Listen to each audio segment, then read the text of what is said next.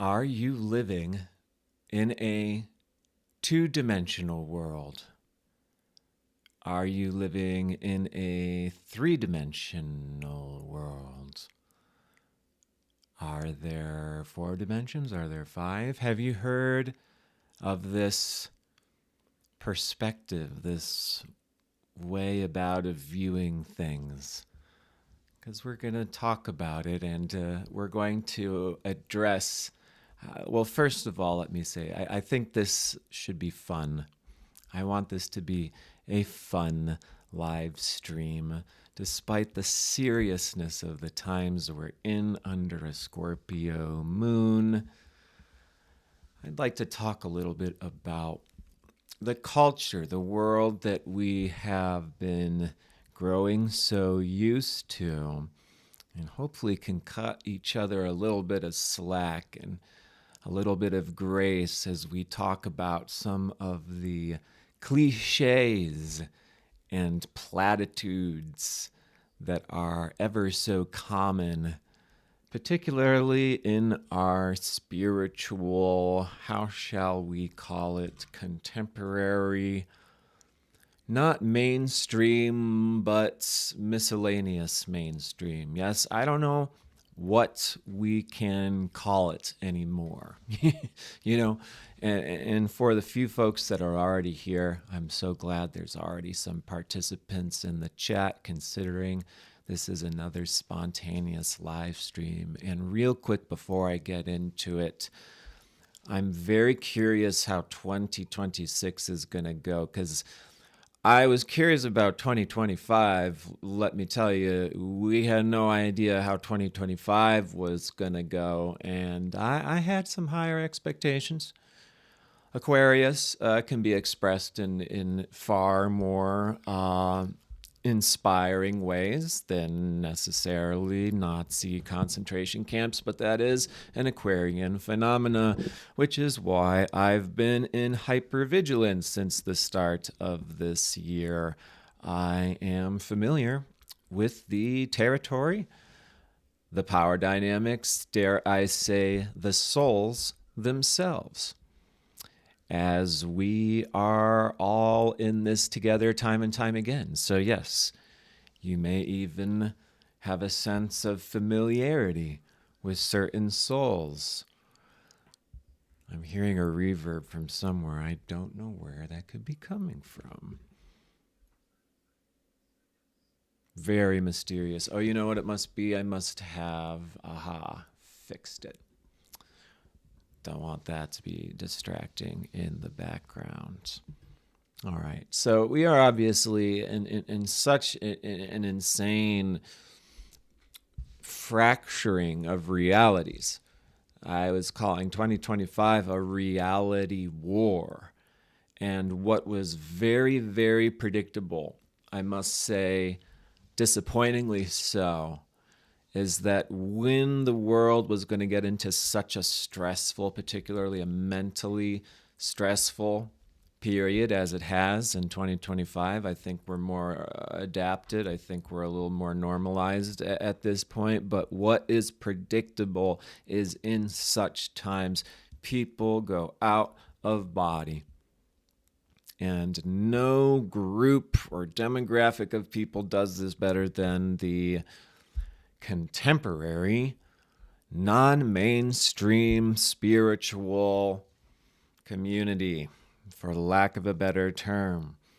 And so, what I'd like to talk about is how reality becomes more complex the deeper we get into it, the more education we have of it.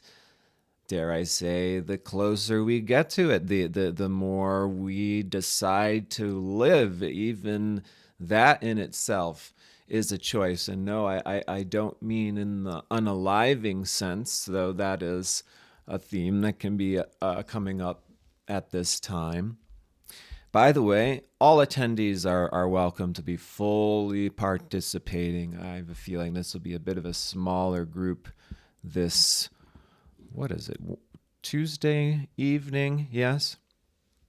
So I want to talk about some of these platitudes that I think can be extraordinarily limiting in their two-dimensional nature, which reflects a world full of two-dimensional realities. And if we are forming a two-dimensional perspective, ontology, understanding of life, I would argue that our world is in fact two-dimensional. I would argue that, in fact, our consciousness can be quite two-dimensional. So, if we were to even think of things in an analogy like, all right, two dimensions, X and Y, right? That's moving on a plane. 2D, just like the old classic Game Boy, Nintendo games. 2D. They are still great games, even with two dimensions. But when we introduce 3D, we've got this new Z dimension. And I, by the way, was a 3D animator before I was an astrologer. So I know every single part of the 3D animation pipeline because that's what I wanted to learn. I'm a Gemini nerd. I like to learn everything. So I've actually made my own 3D animations from start to finish, which is unusual because it's done assembly line style these days, which is why my career as an animator was drawn quickly to a close, because could there be more 2D of a life than getting up, going to work, having all of your life force drained so that way you can pay your mortgage before repeating the exact same experience the next day until years and decades, if not your entire life, has gone by. And because I went to art school, because I knew plenty of animators, I know people in that situation, and I cannot possibly convey how different my consciousness is having professionally offered astrology very passionately, right? It's not like this was just one of my hobbies. This is what I went into full time. I can't convey what my consciousness is like. It is so far removed from the consensus of our given culture, the rhythms. I mean, people don't think twice about these things because this is the life or the world we're born into. Like holidays and weekends and Mondays. These are almost universal biological rhythms, unfortunately. Really unfortunately, when we particularly acknowledge the fact that most of these holidays don't even have their roots in anything meaningful. What's Easter about? What's Easter about? Anyone in the chat want to answer a Sunday school question? What's Easter? I'm going to wait until I get an answer class. I know there's... How many people does it let me know? I'll pull it up in a sec. I need to know what Easter is. It's I can't pull all this way on my own with questions as tough as these. I need help, y'all.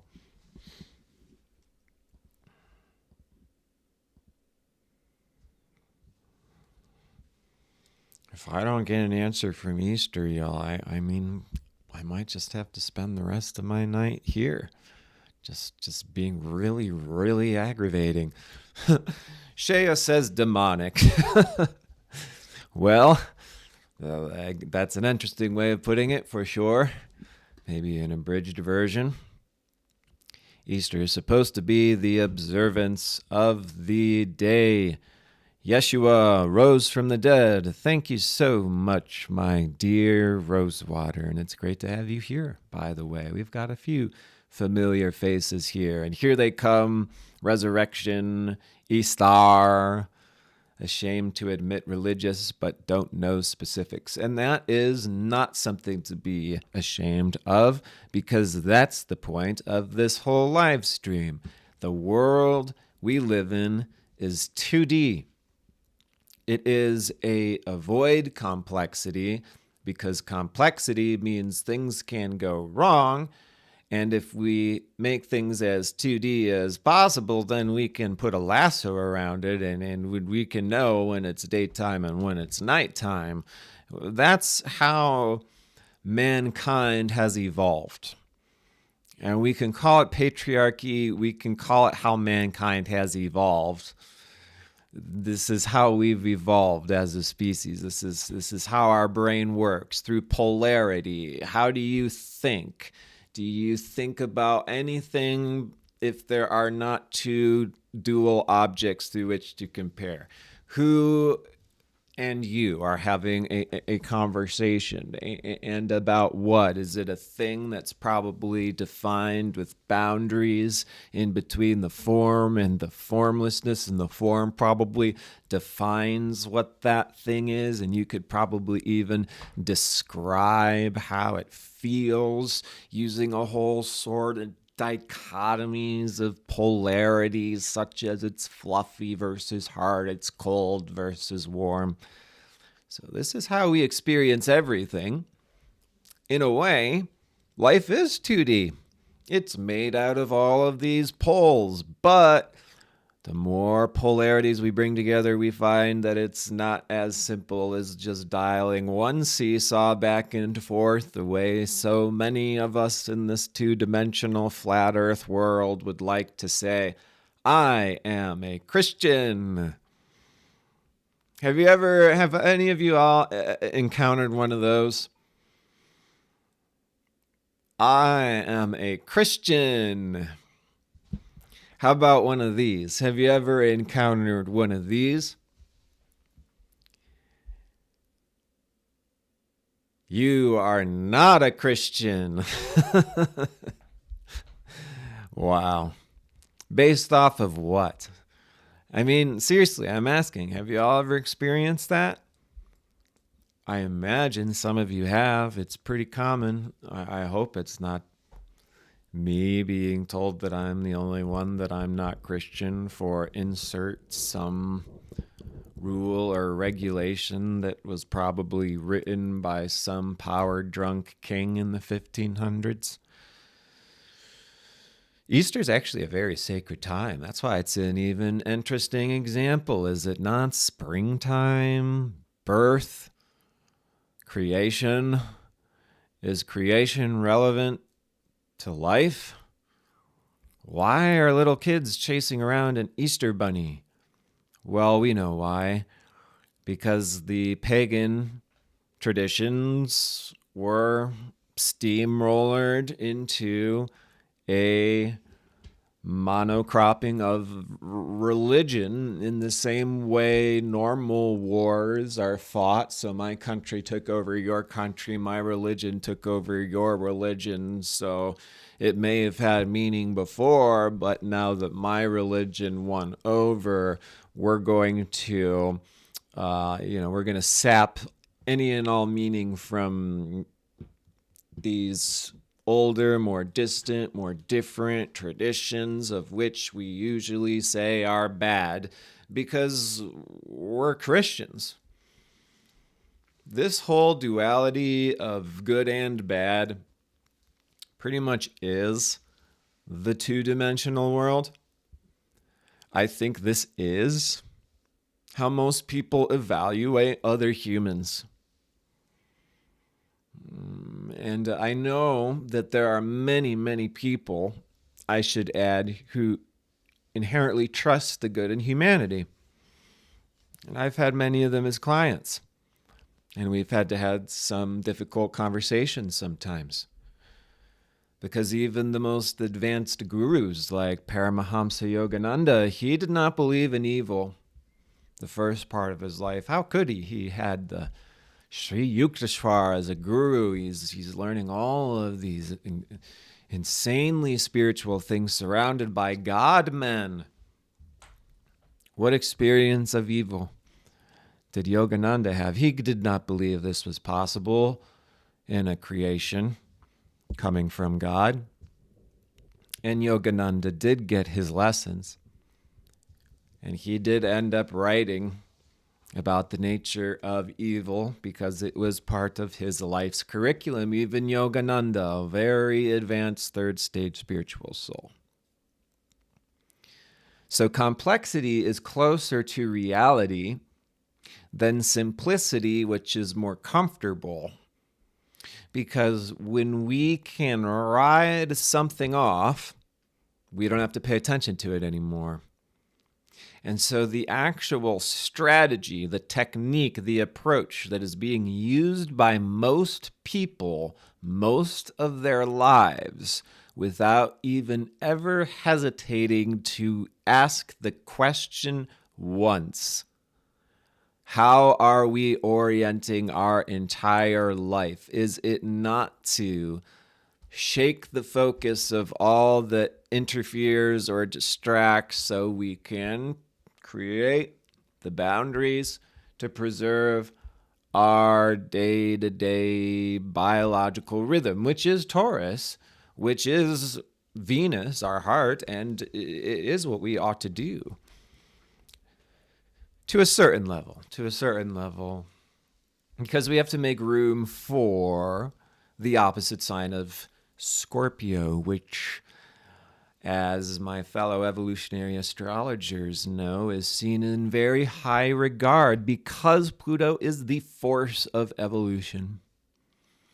And do you think the force of evolution drives us more towards two-dimensional simplicity or ever-increasing complexity?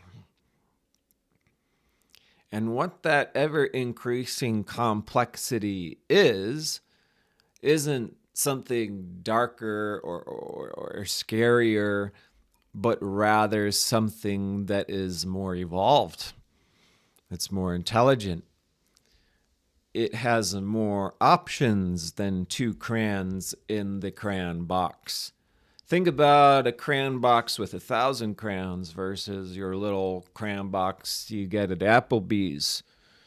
Think of making a huge portrayal of your visual representation of what art is itself with several crayons versus hundreds.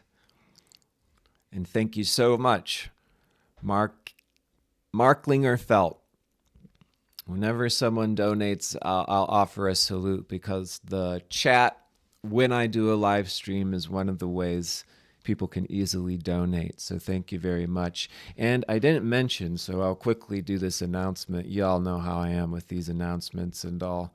And I'm moving this next month, so get ready to see how Timothy Halloran will juggle through this next phase. But 2026, I'm doing major research. I mean, I mentioned that Rasa Lila Healing was going to be reborn, and it did majorly. It's going to start becoming increasingly obvious outwardly. But what I hope to have is much greater diversity of options. Not everybody wants the same thing. Not everybody wants the astrology school, for example. I would love for everyone to want the astrology school. The same way as Sai Baba said, I give to people what they want because he was a miracle man. Too bad I can't do that for y'all, sorry. But he could perform miracles, heal people, and he said, I give people what they want so that way they'll want what I want to give them. And that's what I want to give you. The real astrology, which is not just what the community makes it look like, a bunch of talking heads competing over PowerPoints and trying to look like the next capitalist venture. It's embarrassing. I'm embarrassed by every single one of those astrologers because they're not real astrologers. Oops. Was that harsh?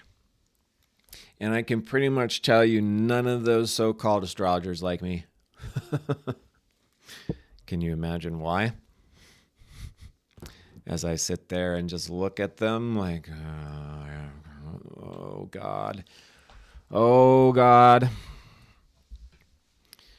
So as we evolve, we develop a more complex understanding of life. We develop a more complex understanding of God. We develop a more complex, ever deepening, like a black hole relationship to our own self, our own soul. What is the nature of your soul? We start off in this life, most of us, not knowing that we even have one. We're running around and playing in this awesome, energized, childlike body. And then, people start talking to us about these different parts that aren't so obvious. The soul is not on the outside. The soul, we could say, is at least very close in association to the type of consciousness within the body. At least in evolutionary astrology, we understand that, okay, a highly evolved soul is going to have a very complex experience of life. And you know how much I love to honor Jeffrey Green. And one of the reasons why I do is he was actually a very humble man. I wouldn't be so reverent if he wasn't so humble. If he was touting himself all the time, I would not be. But he did ask once his class, like, do you know what my consciousness is like right now? Do you know what I'm experiencing? When he's in the front of a classroom and, there's a dozen people in the audience. And I'm glad he asked that question because I don't think it's something people think about very much. We join a group and merge with the group and find comfort in similarity. We find comfort in sameness, and this is actually, it doesn't have to be, of course, because life is way more complex than this. This is the point when we start to have fun and start to talk about New Age platitudes, where I hope you all have some saved and advanced that we can talk about. But life is not this simple. I kind of lost what my thought was there. If anyone wants to remind me what that was, but it's not as simple as a platitude of, happy. The happier person is the more loving. The more loving has the easier life. Thank you, Mary Jane. We hear all of these minimizing, reducing, not slightly, totally patronizing, if not gaslighting, if not putting down in an odd way while we're pretending we're giving someone a slap on the back. Like, hey, come on, pal. Do you really want to be right or do you want to be happy? Which was literally one of my entrance experiences to Asheville, as I was taken to this very particular style of concert that I could only describe as the music of Asheville. It was very bluegrass, which I would be totally happy, fine with, but it was also very preachy, and a very particular philosophy being preached, which mostly had to do with being positive and being happy. And by the end of it, this musician was stomping her feet and clapping her hands and saying, y'all need to join in. And that's one of those things that really bothers me. I am ultra sensitive, like senses. I have like superhuman hearing. I can put it to the test. It's pretty mind-blowing stuff. So one of the least favorite things I remember being as a kid, like, get me out of here. Whenever we would show up for the auditorium or group event or whatever, and someone would say, "Are you ready? I can't hear you." And then you're supposed to be even louder or whatever. It's like, wow. You're just going to yank the chain to introduce yourself with this cheapest low blow of trying to jumpstart some excitement. I mean, how lazy is that? How unprofessional is that? And how normalized is that, right? It's like almost what you're supposed to do, especially dealing with like younger kids or something. And it's like, oh my God, I remember being like, this is going to be so bad. This is going to be so bad. I'm not the same as this group. Everyone else would go, ah! And I'm like, oh no. Oh no. So I was at this concert and this lady was literally like clapping her, and she's like, you got to clap. You got to clap and stomp and sing the happy Platitudes song. And I was in the front row. And of course I couldn't do it. It would have been offensive to my soul. No exaggeration. And she was mad at me. She was mad at me like I am ruining her concert because obviously this incredibly narcissistic person needed everybody in the crowd to be identical to her. Now that is a pretty good hint, I think, what leads to the two-dimensional reality. Who are the two-dimensional livers? Who are the people who choose to live in a two-dimensional world? Do they want to or do they have to? And do they have to because that's the best they can do? So as opposed to understanding the complexity of life, which very well could be above their head, and they may very well know that the best they can do is lob everything into base camps. And some people believe that that two-dimensional way of evaluating is what creates a successful, safe life. I met lots of them here in Asheville. Very sheltered people. Very sheltered people who really, really know everything. And I got a whole list of platitudes that we're going to break apart here to exemplify the difference between how easy it is to pave over reality with a false reality that's much too simple to be what it actually is. And this comes out of laziness. This comes out of lack of care. This comes out of not wanting to help others and not really wanting to necessarily know life.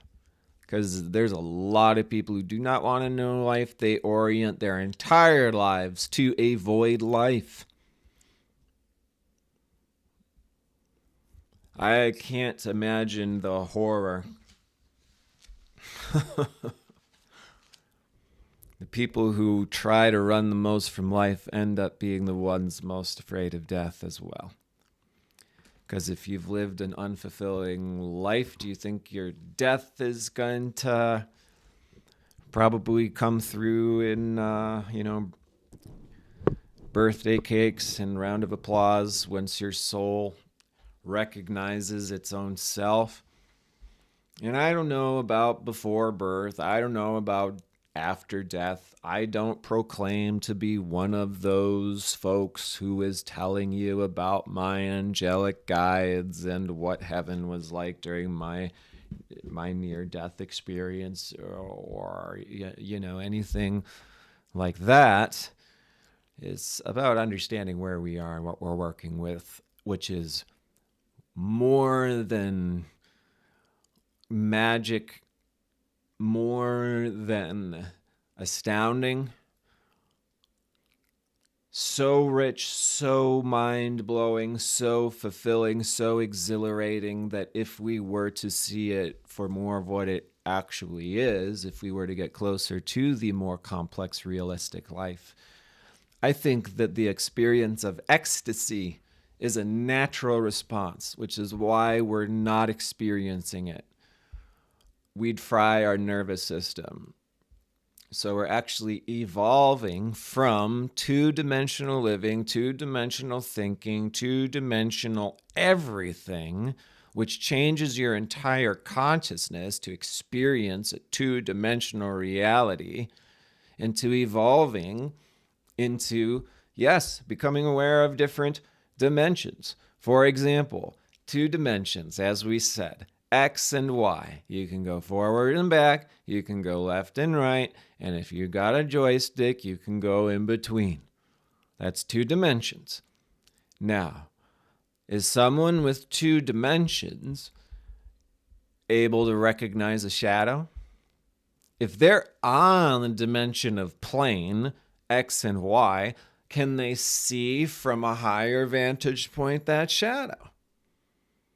Can they see from a lower vantage point that shadow? No, this requires the third dimension to see the shadow of anyone walking on a plane where there's a light source. Now think of that analogy. How many people do you know out there living in two-dimensional realities without any shadow whatsoever? Such aspiring souls not to have a shadow. And the fact that they did their prayers to get their trust fund since they were a kid, I'm glad that they're leading the spiritual retreat where thousands of millionaires are traveling around the world so that way they can hear a big bozo speaking coherent sentences through a TV live screen, because you're not even going to interact with them in person. They're so 2D.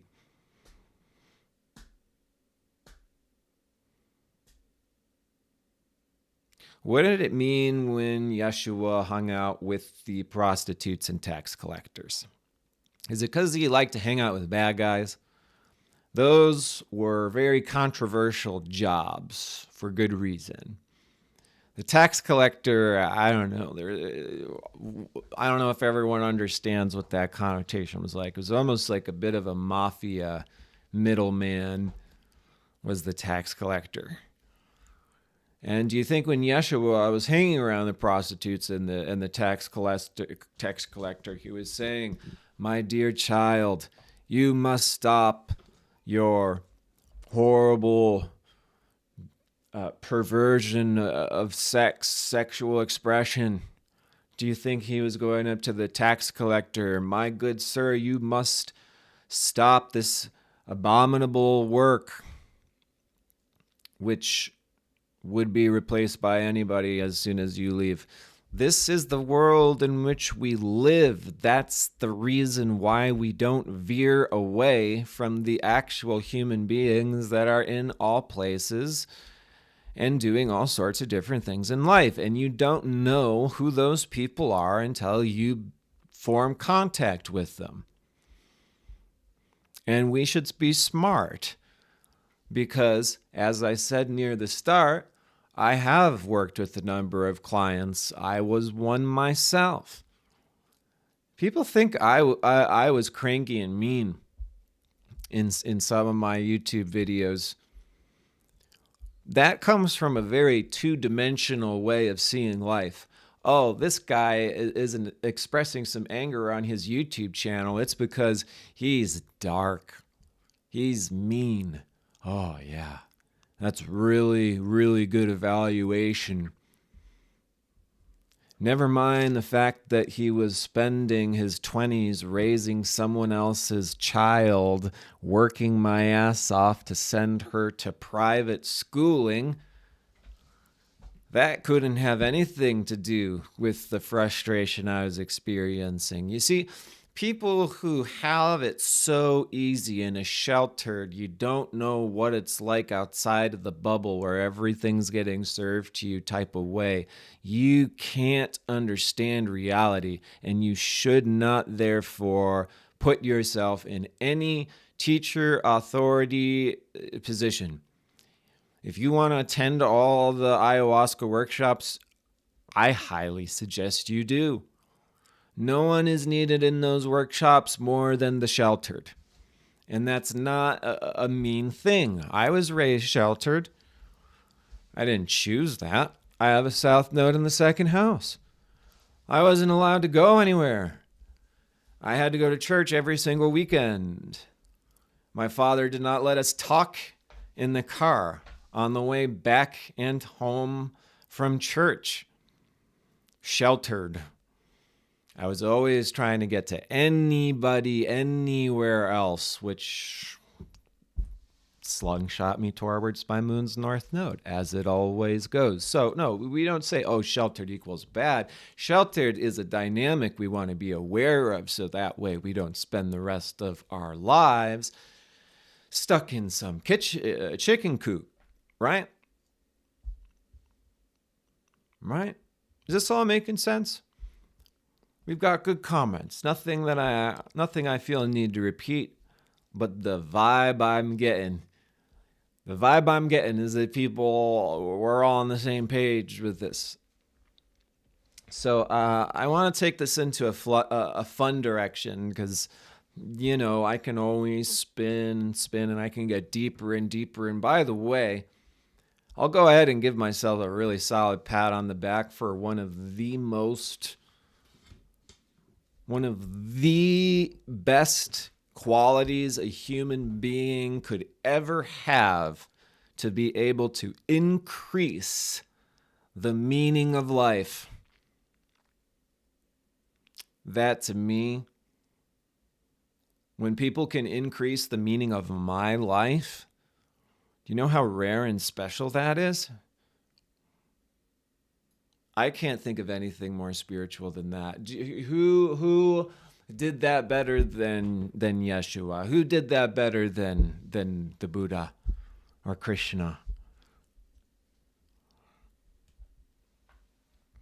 And when our life is full of meaning, how we're carried from thing to thing, and it's profound, and it's big, and it's bright, and it is like a cosmic orchestra that we can't even begin to describe, because the sounds, the colors, the forms are so incredible. That's the more complex reality. If we want to get through 40 to 50 to 60 to 70, and it's always funny when someone self-announces, hey, I'm 7D. Oh, okay. So time travel into my home. Do you know what 7D means? Because I'm going to need you to break down all of those dimensions before you start proclaiming why you can only speak in a monotone voice, because I think it's got a lot more to do with trauma and the fact that you can't actually identify with your own personality, and I don't blame you. My heart goes out. Hey, Moon Vibes.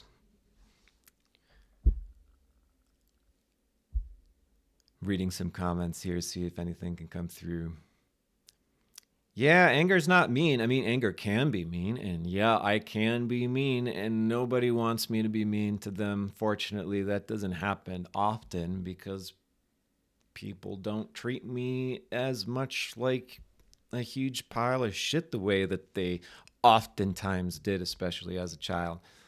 Now, anger is one of the most kicked under, disrespected, spit in the face of warrior emotions.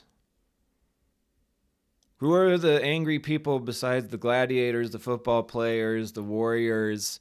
Yeah, it can be a problem.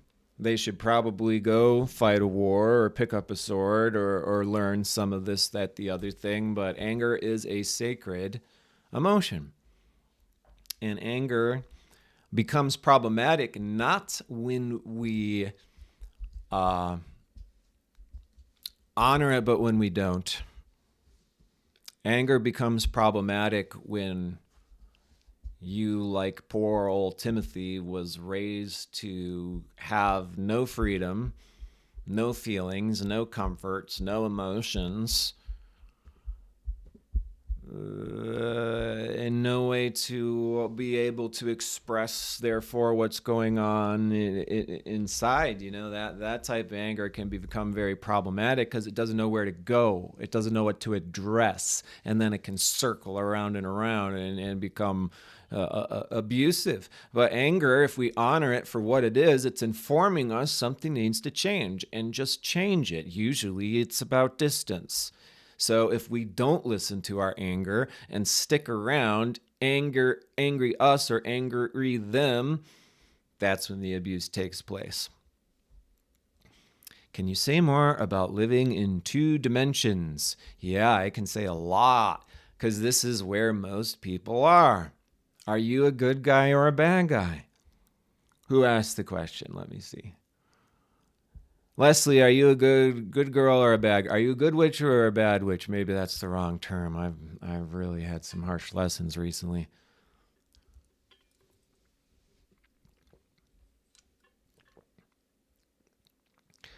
I've seen some of the most fascinating behaviors when it comes down to this.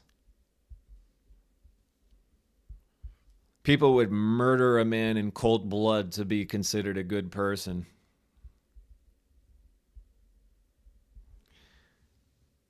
Do we have a potentially manipulative, vulnerable spot, all of us, in this regard? The most spiritually advanced souls that end up learning the greatest secrets are not afraid to admit what they are. They're not afraid to discover what God is. Their first instinct is not to cover up. Their first instinct is to go in, bring their consciousness there the way we were created to, have consciousness and then go in, and see what we find out. One step from there. Question: as an astrologer, would you say someone breaks out of 2-dimensional living based on their own will desire? Or is awakening and freedom a gift from God, something that comes from God's will? All the above. All the above. It gets into one of the most advanced and tricky phenomena. Fate. It's where we get this term, the chosen, as if that can't be problematic. How you define that would be interesting to define. Is it a choice? Yes. Is it also not a choice? Yes, because this is Pisces zone. And it's very difficult to explain this in a way that doesn't sound unfair, but it is what it is. It's basically beyond our human minds cannot understand this. That there are all of these different beings. There are even beings that never take human incarnation. Are they better than us?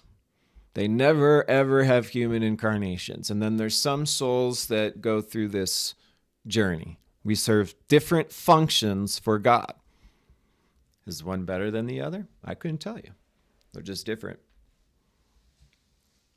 So God's will, yes.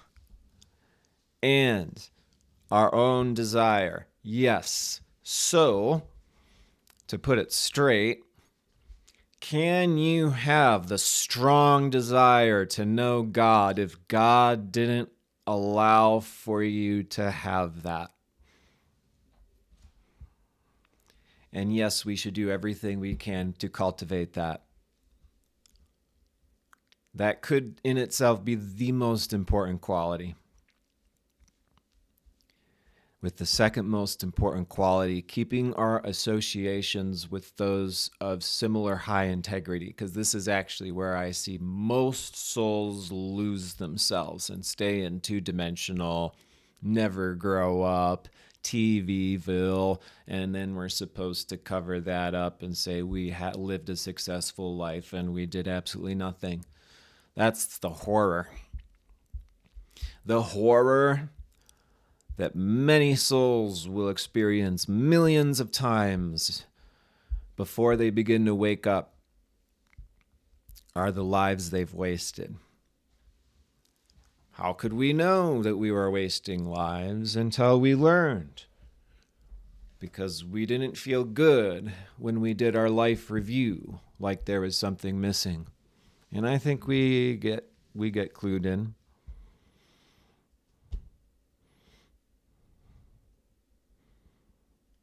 I'm trying to understand.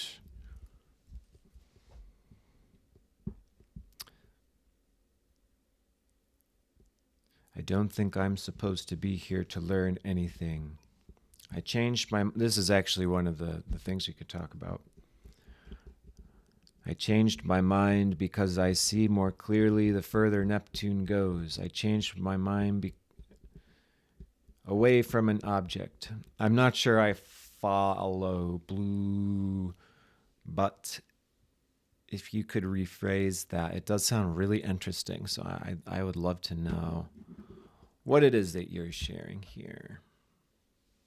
Yeah, I don't quite understand what you mean, getting closer or away from an object. What's the implication? What's the effect? What does that mean? How can you frame, talk dimensions without being hierarchical? You can't. That's the nature of the language itself. Is that a problem?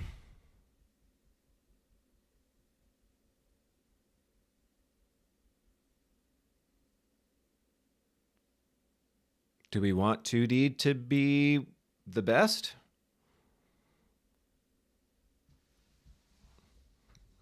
Thank God there's a hierarchy. How do we focus on staying the dimension of peace and self-awareness when working a corporate career? Whew.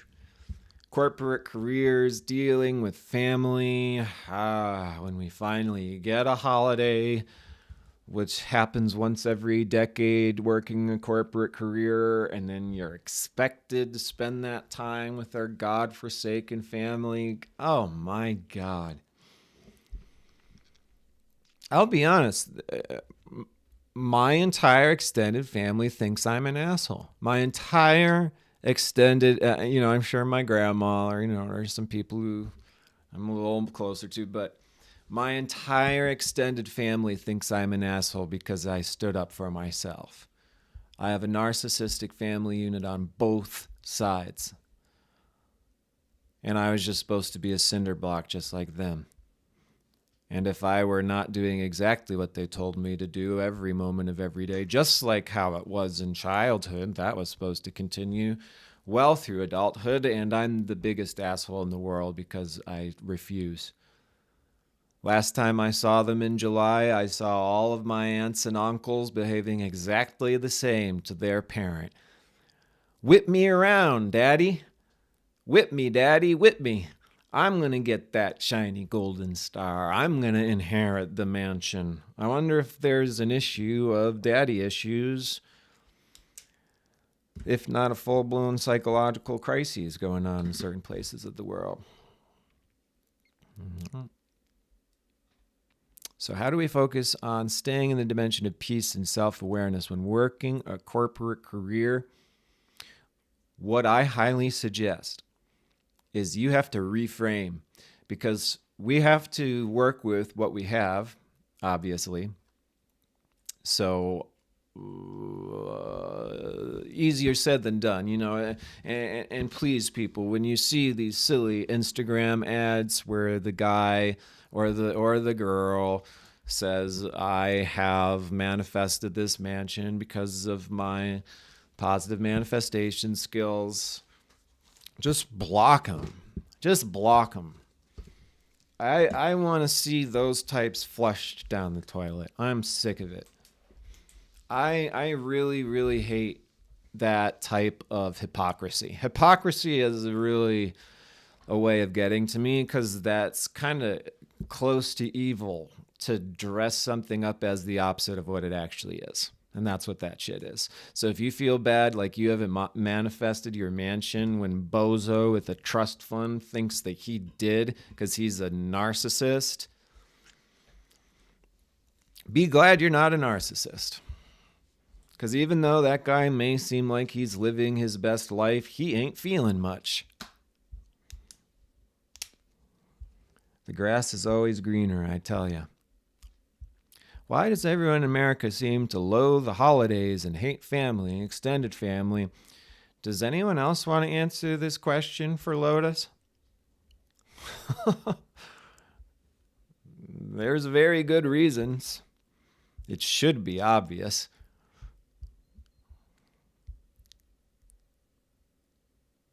And I know what you mean. They're like, I feel robbed. Yeah, trust me, I know.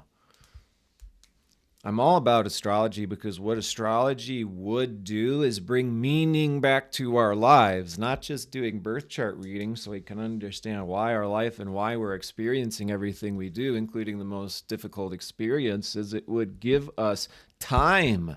It would give us time in a meaningful way. That doesn't just mean you got the weekend off so your kids can look for plastic eggs. It means you're at a time to be in this phase in your life, to do this magic, to create what you want to create. Holidays aren't just about getting drunk and having a good time. It's celebrating life. And life is creation. The sun is not turning on and off. The earth is rotating. Creation is happening all the time.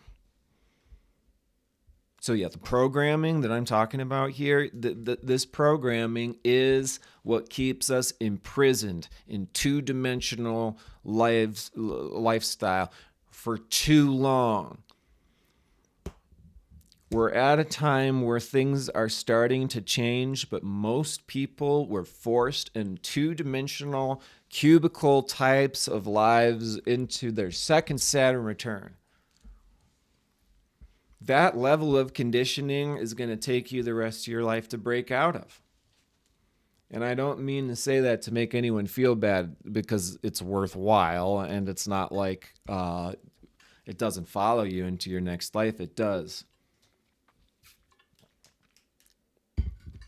Let that be known, because that's not just Jeffrey Green saying, hey, your evolution's going to follow you into your next life. Man, that sounds nice. No, this is Shastra.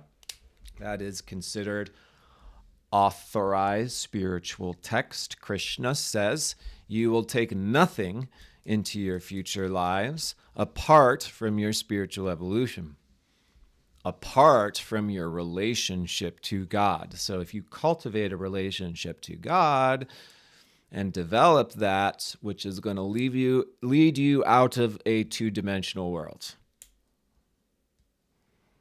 Because if you go to a spiritual retreat where they're all making another human being into a villain, which I've seen way too many of these temples, these retreats. Oh no, someone spilt the milk, and now everyone's hating on them because everyone's faking, pretending being perfect. Those people certainly missed the memo. All right. I want to see from the chat here that if there was a Daniel that I missed. Daniel, all that really matters is continuing to ask these questions you're asking, staying open-minded and trying to learn more. I'm not sure what I missed. I want to circle up real quick. How do we focus on staying in the dimension of peace? Yeah. This is what we keep talking about. Okay, so I didn't finish my thought, though. You have to work with what you have. We're a janitor. That's the card we got dealt. Now, maybe we don't want to be a janitor. Maybe on the back burner, we're an amazing artist. And it's tough because we don't have the energy to make art because we're doing janitor work all the time. But it's our passion. And so we make sure that we don't let that passion go out. I mean, how are we even going to survive being a janitor if we didn't have that artistic passion? So you invest in that, and then you allow yourself to monkey bar. Bring it increasingly into your life. And you will not have to be a janitor forever. The whole usefulness of an astrology reading is I can tell you what's going to come natural to you. Then you don't have to fight upstream. It's going to be you and the universe conspiring together to create what it is you were born to be. What creates through you. Not what you create, what creates through you. Easily, effortlessly, automatically, like the lazy man's river. And we're all learning this with the North Node's transit of Pisces. So yes, practice your vipassana. It will help you develop and cultivate awareness for the present. And then the more we can draw in of the present, we are all the more informed of all the different bits and pieces that are there. Average banker who has their face on their cell phone monitoring the stock market all day is in a two-dimensional reality.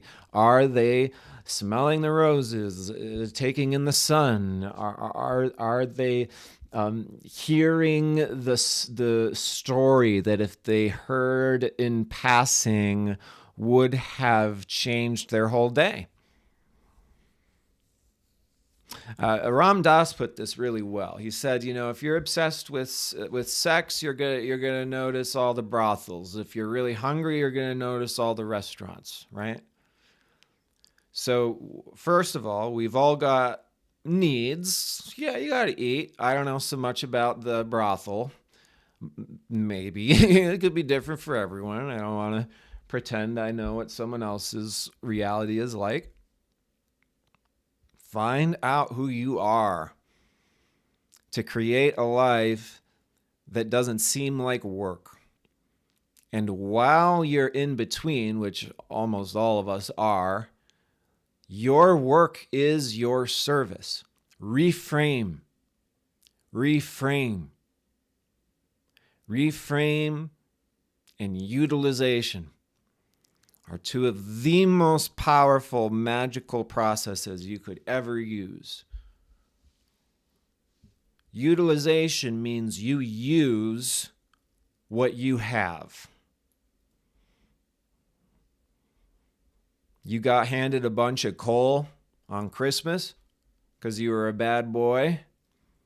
Well, you don't believe in Christmas. You never even heard about Santa Claus. You received a big box of coal, and that's exactly what you needed to keep your stove warm.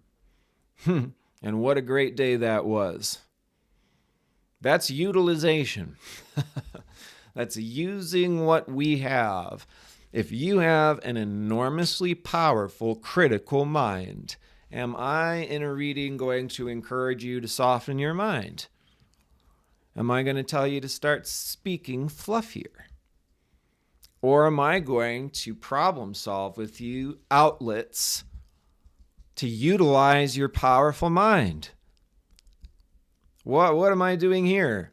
I would have been bumming around, but I'm in this mood. I'm utilizing this mood. I hope it's useful in some way for those who are attending. It's free. I get nothing from it. In fact, the more I produce for YouTube, I'll repeat, the more I produce for YouTube, the more my numbers go down. And that's not just a me thing. That's a thing. People think they want content all the time. No, you don't. If I created content every day, what happens to the value of my content?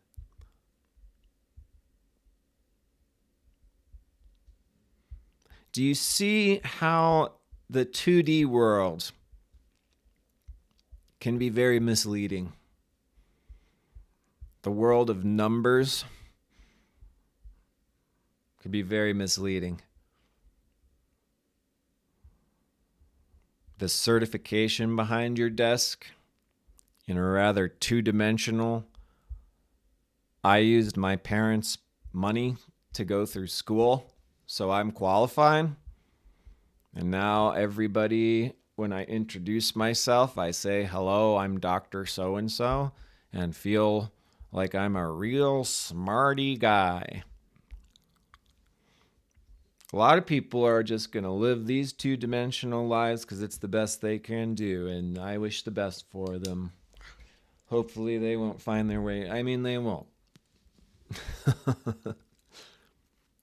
We just gravitate in different directions quite naturally. And to be honest, this is going to be something I'm going to go much more in detail with. This is very general stuff. I've got a book in mind on the second stage of spiritual evolution.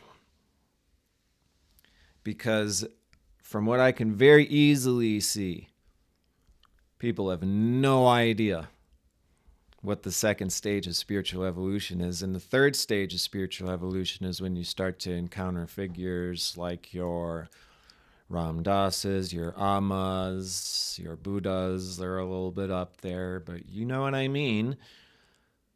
First stage spiritual, purifying, praying, seeking out guru, doing all the rituals. Then what happens?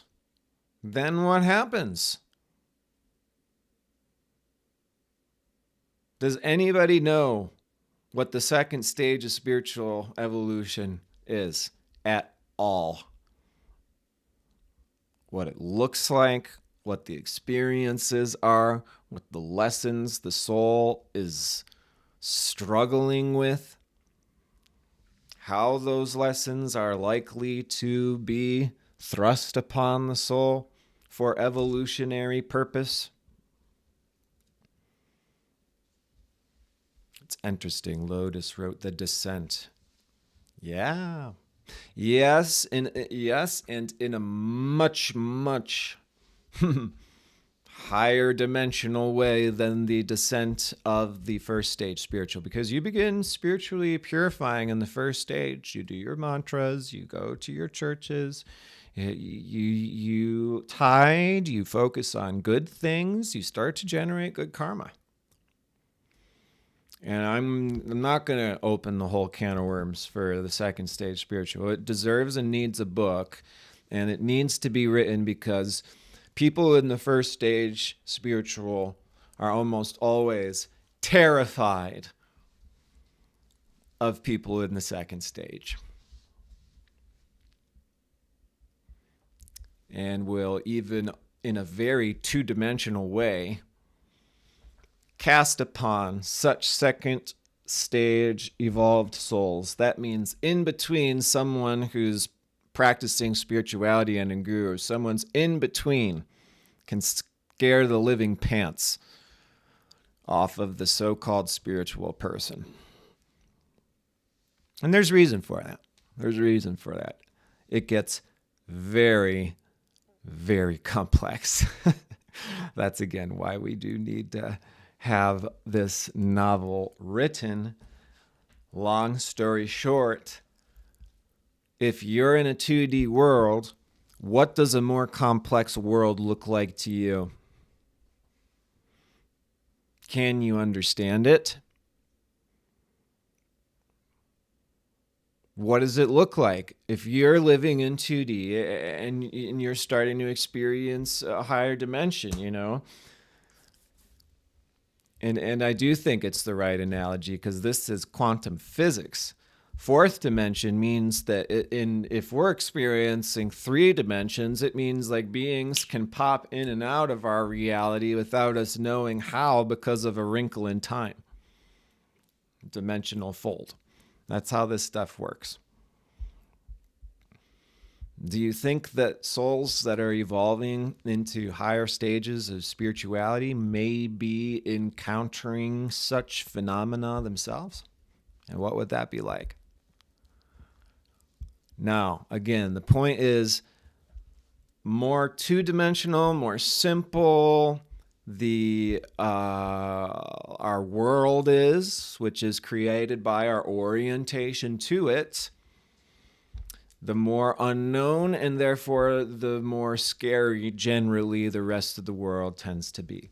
I forget the name of the book. It's a really interesting concept. It's a sci-fi.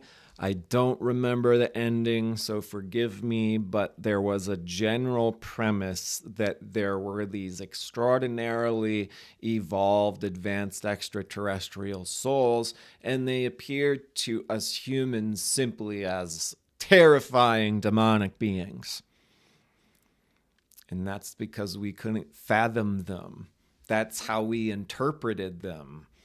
The manifestation of the unknown, the manifestation of that which is so far beyond our comprehension, it has busted our mind.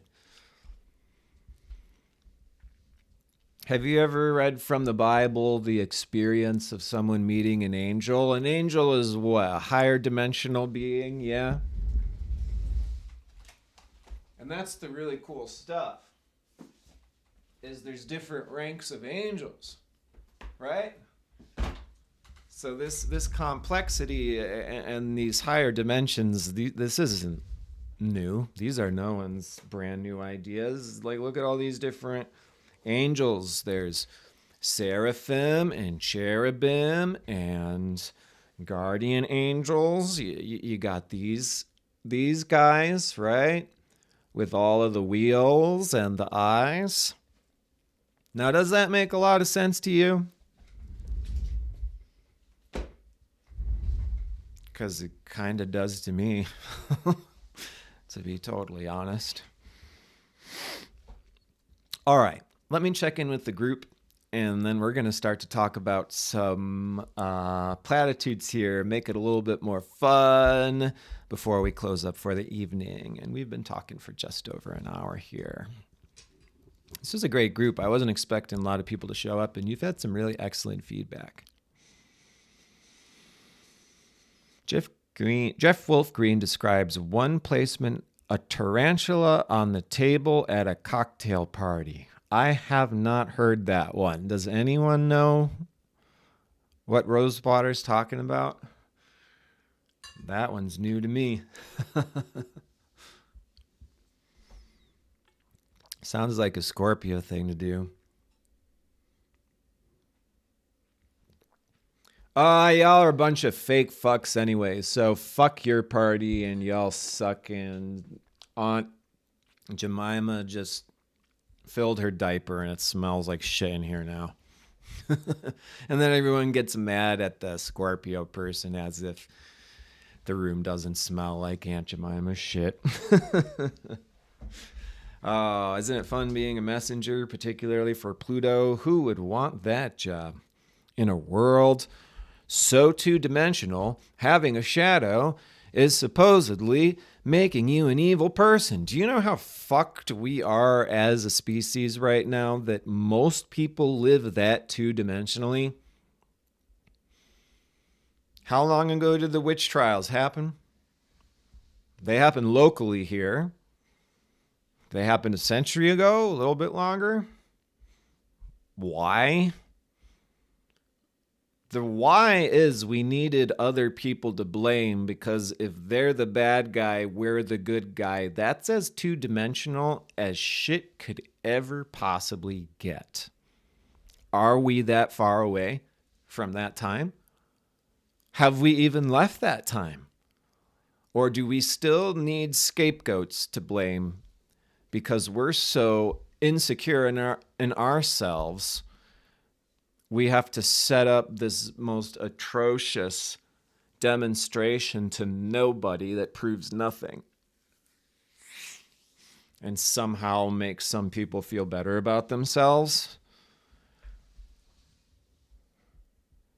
This is why, I think our souls are the judge. Our souls seated by God this whole life, and then we die, and our whole stupid ego human dissolves, and then our really infinitely powerful soul is sitting there with God and just like, whoops. Evolutionary astrology is literally your key to at least attempt to prevent that one from happening as much as possible. That's what we want to foolproof here. Not saying that it's totally foolproof, because we're all living a humiliating experience. It's a part of the package. It has good reason, even that. All right. How about we talk about some platitudes? And I would love to hear from the group. I will also offer here, we did this last time. If anyone wants to hop on a call, we can do that. I will actually put my phone number in the chat this time. I'm not even going to bother with Zoom and the reverb, blah, blah, blah. But if anyone wants to call in, you can literally call in this time. And yes, I'm going to take the number down. So it's only there temporarily for our current live stream members. Ah, shoot. You know what? Sure, boy. Actually, you know, one second here. I want to test something out real quick. This is a little nerdy. Okay, what? Okay.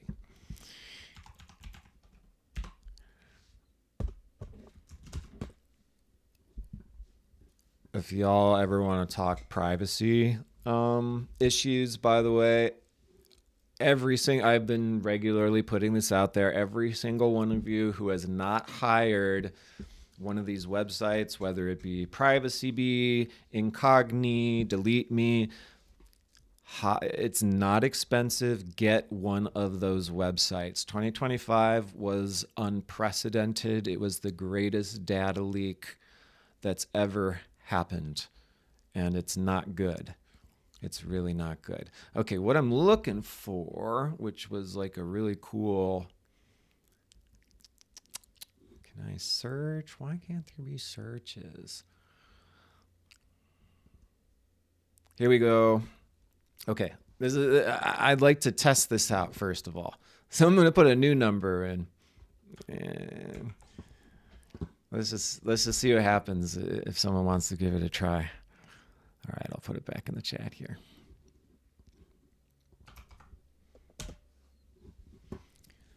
Oh, okay.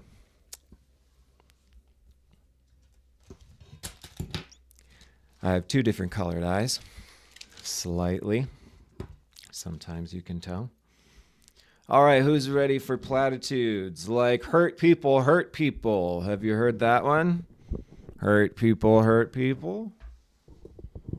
Oh, so you better stay away from hurt people if you don't want to get hurt. Do you think this is a very compassionate platitude?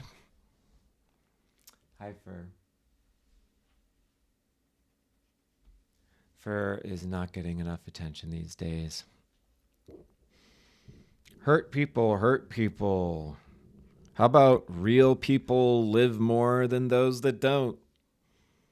How about what doesn't kill you makes you stronger? So you can always overturn one platitude with another platitude. That's how useless they are. They say and mean nothing. When astrology, why I want it in your hands, why I'd love you to join my school, is not to become a professional astrologer. It is to learn God's language that came direct from nature. I may have heard from a little birdie that this stuff originates from the Magi themselves. You know, the ones who located away in a manger. Let me know, anyone who's tried calling that number, what happens. It might not work, I'm not sure. And I was just silenced. But you create your own reality. We've got a call coming through. Okay, so let me know, y'all, how the reverb is. Hello, hello. It is worth the healing. You have reached Rosalila Healing, yes indeed. Welcome. You're on my brand new talk show. How are you doing? I'm good, thank you. How can I help you today? Did you have any comments, thoughts, shares, 2D, 3D, 4D, or your favorite platitudes?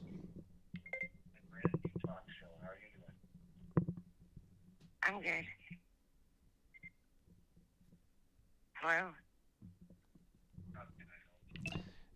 Did the rest of what I said came through? We're looking for 2D, 3D questions, comments, and Everything's or your wonderful. favorite platitude. Hello? Yes, ma'am, you're here.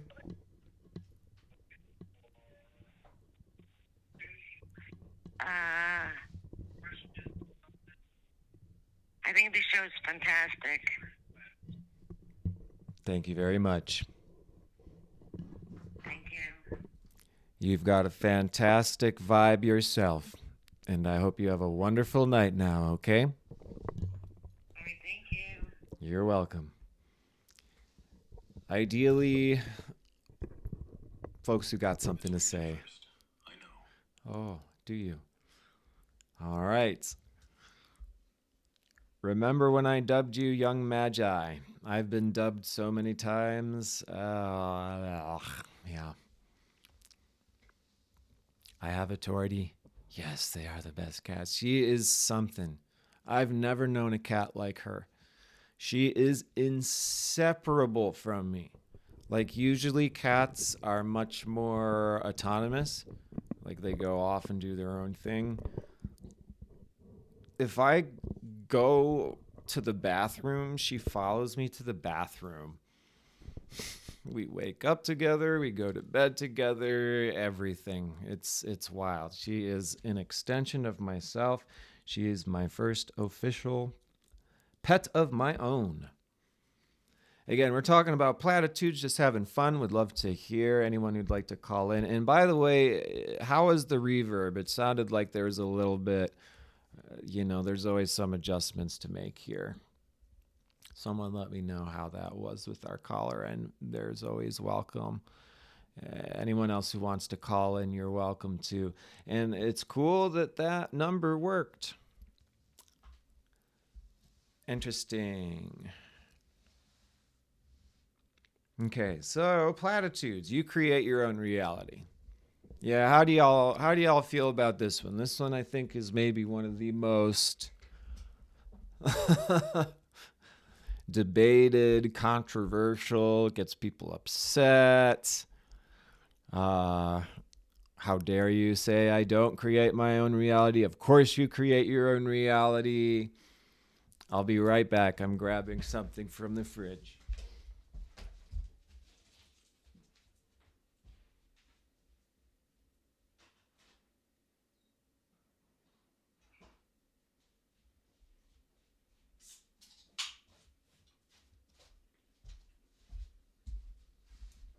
I thought there was a pause live stream button, but I suppose there is not.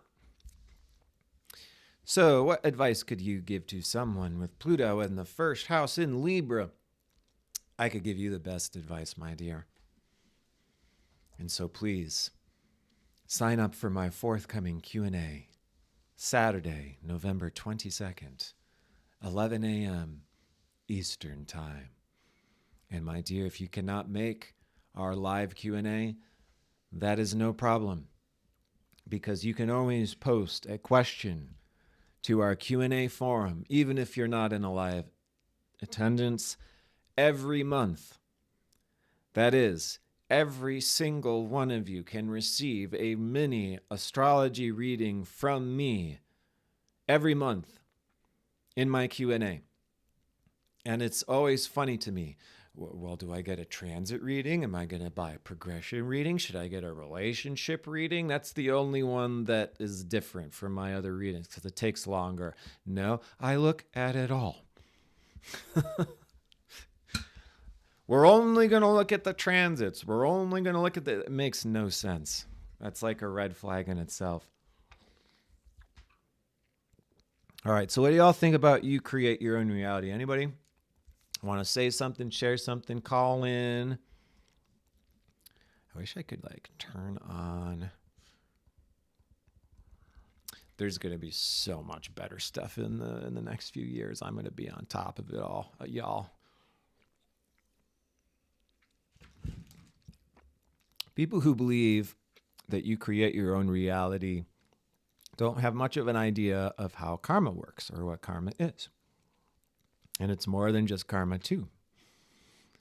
Because, yes, we are dealing with karma, which can very much limit things. We're also dealing with evolutionary necessity.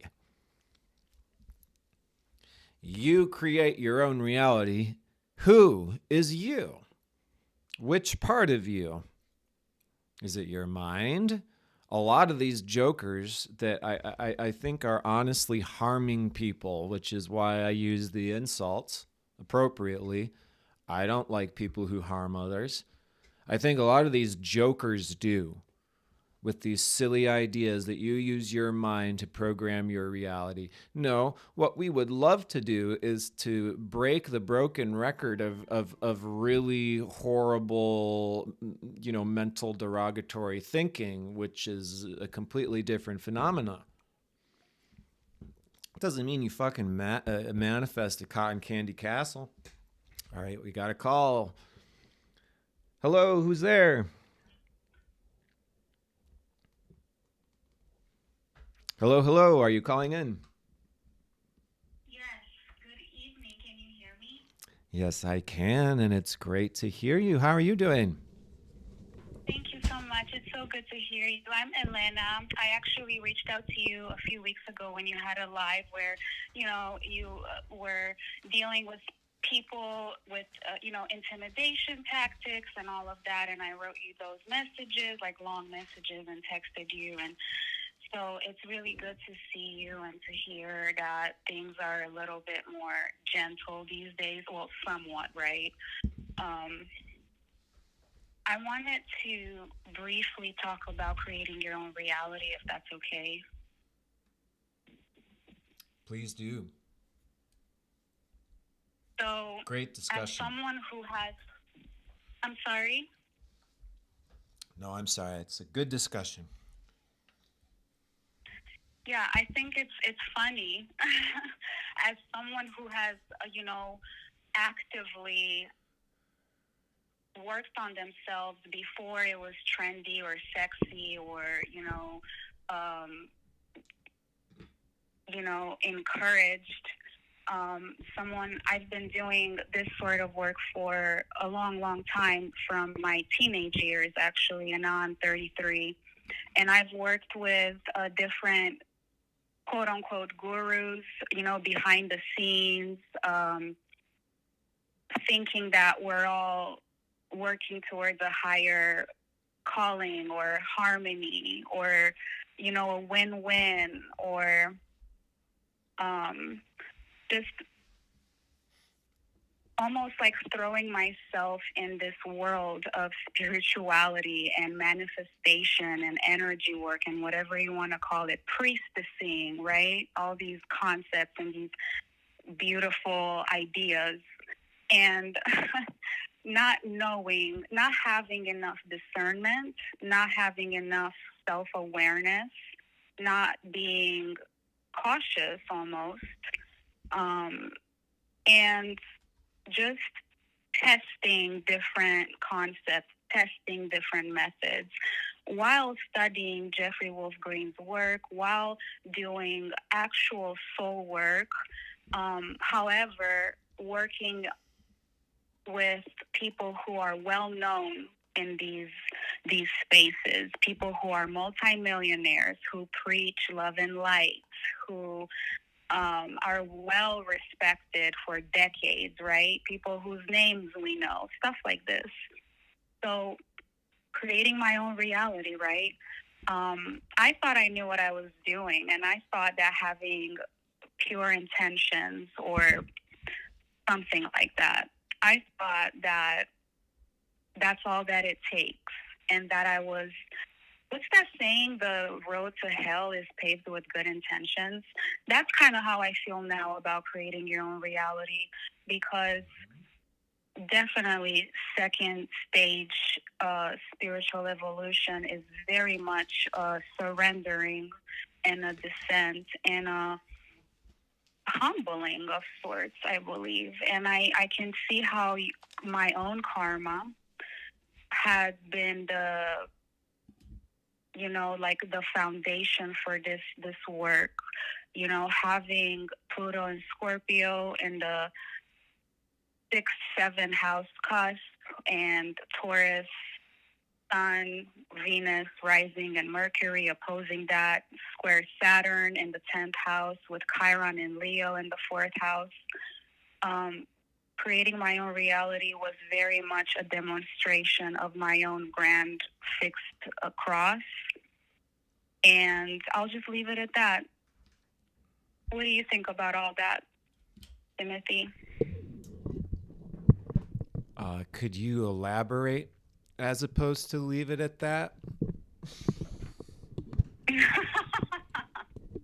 I'll leave it at that because right now I'm in the deepest, darkest, most humbling stage in my spiritual evolution. And literally feels like I don't know how many times I've died and rebirthed in this life so far, but I know that this is not the last one, even though this is the most painful and humbling one, if that makes any sense. I can see how my relationship with the highest, with God, with Great Spirit, whatever you want to call it, I can see how it's about a service in a sense. And I can see how my own soul's journey across so many lifetimes, my own karma, my own naivety, my own unmet needs, and my own desires pushed me into these high places or spiritual places, or associating myself with people who I thought I knew what they were doing, giving my power away, basically. And I can see how now it's about having full trust in myself and having true self-worth and respect in direct creation with God, with it's like a partnership. That's what it feels like. And in a partnership, it's about listening and very much about not forcing your own way. Sounds like some very spiritual stuff there. I'm not on the live because I have to be on the call so I can talk to you, but I wish I could see your face. Well, you'll get it in the recording. And thank you so much for calling and sharing. Appreciate hearing your voice. Thank you so much for everything you do. You're a rock star, truly. Thank you. The Leo in me appreciates Good night. that. Good night. Good night. Okay, very interesting. Talking about, differences in spiritual stages here. And it is important to understand that while we live in a world where there are these stigmas, there are these stereotypes, in a more ideal world, we wouldn't judge one another for not all being at the same stage of evolution. We would have an understanding of evolution as a process, and we would have, therefore, far more respect for highly evolved souls, which, guess what? The proof is in the pudding. You can't act like an advanced soul. You can't just put on the show. So what actually happens as the soul evolves through spiritual evolution is it turns increasingly to the relationship with God alone.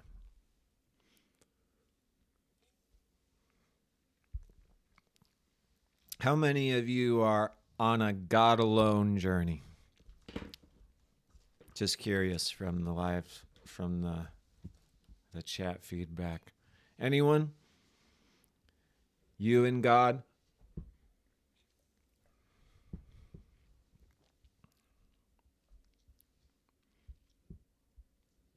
That's what, not necessarily, but that can be more advanced spiritual evolution.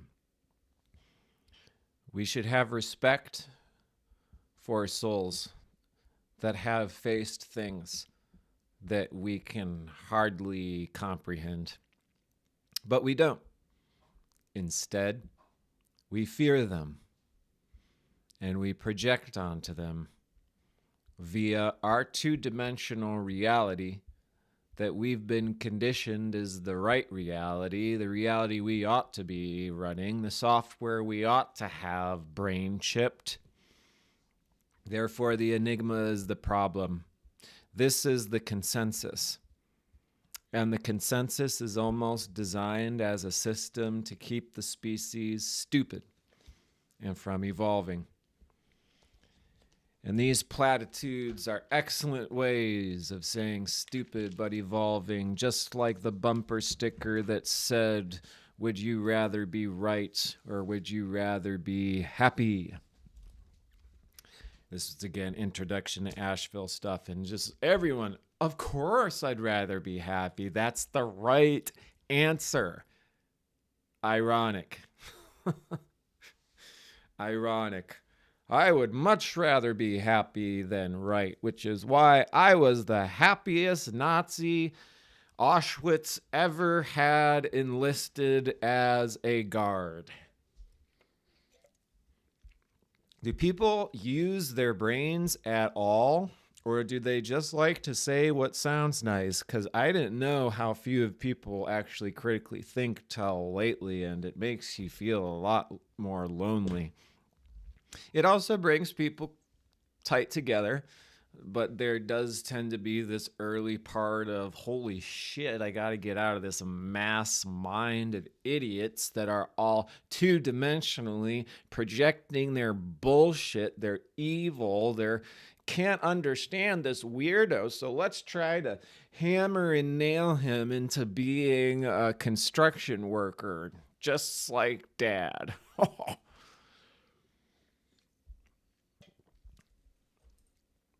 We had so much better culture and better religion in other places and times.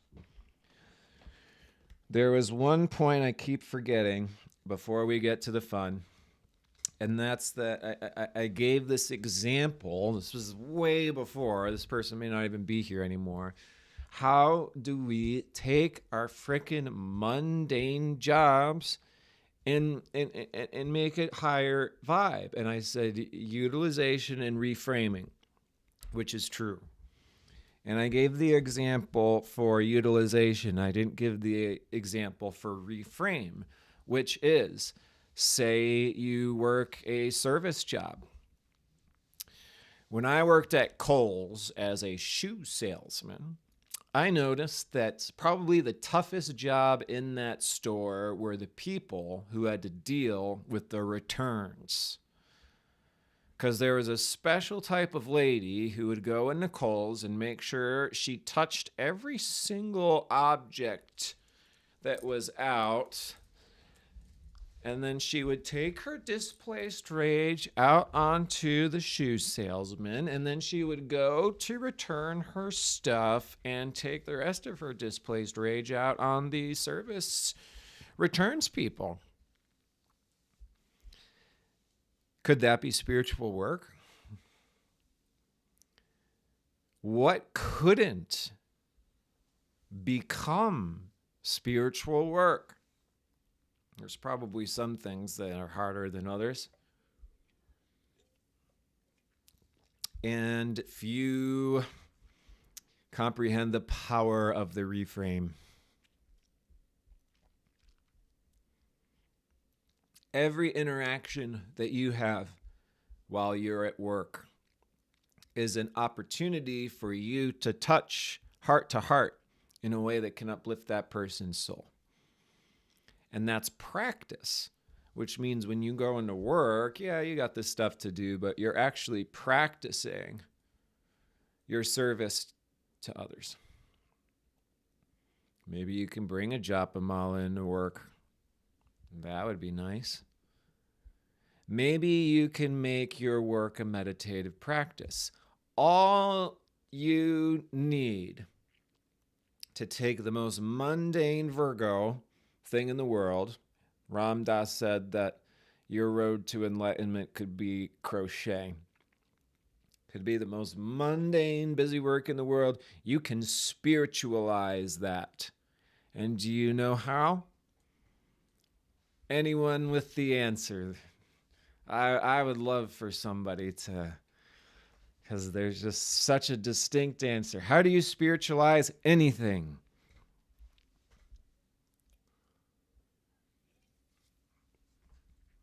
It'd be better if there was a little less lag, but it's fairly short.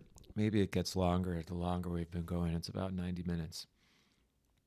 How do you spiritualize anything?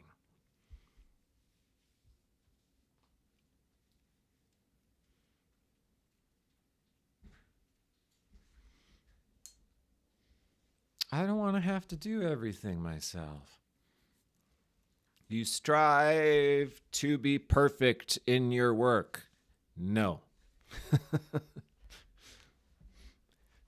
No, that's definitely not it. Plus, that could probably make you feel guilty, worse, bad, because you know you're not going to do it perfectly. Soul compass healings, got it. You can spiritualize anything by making it a service to God. Anything. Now that seems kind of tricky when it comes to certain things. Well, try it out. Try it out. It's not authenticity. It could be compassion. Compassion, certainly, probably the closest thing to say it in another way.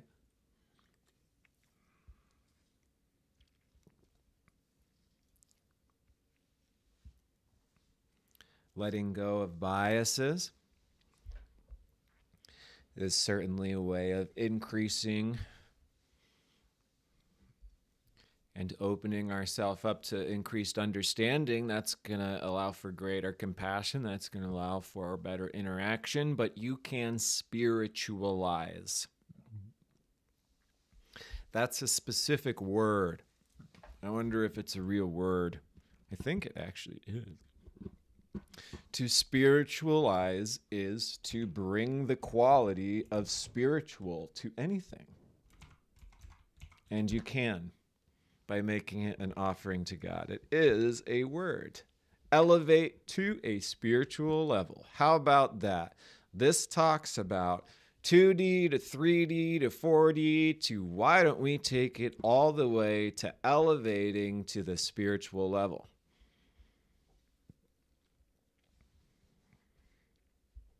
How do you do this? Bring God in. Period.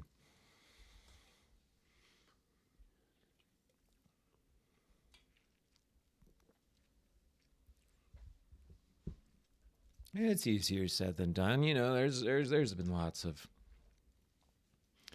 funny examples. You know, I did a talk for the Jeffrey Green conference a year ago, and I was really happy to hear back from Rad, who really liked my talk, because it was very pragmatic. It was about, hey, you know, yeah, spiritual. And this is why I love Jeff Green so much. He's actually helping people through spirituality, not fucking pretending like Ronald McDonald. It's about discernment.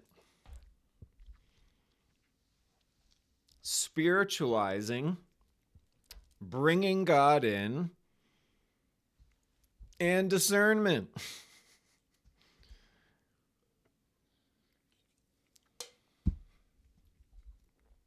Are you going to be able to bring God into an extraordinarily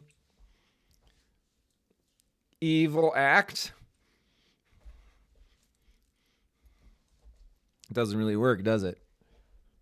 Bring God in. Make every interaction spiritual. Everything can be bhakti. Every person can be seen as God. Now, when the person comes trying to return their damn hair curler, you look in their eyes and you see God. And you practice returning a hair curler from God. And what you will find is that this changes everything from the ground up, nearly on the molecular level.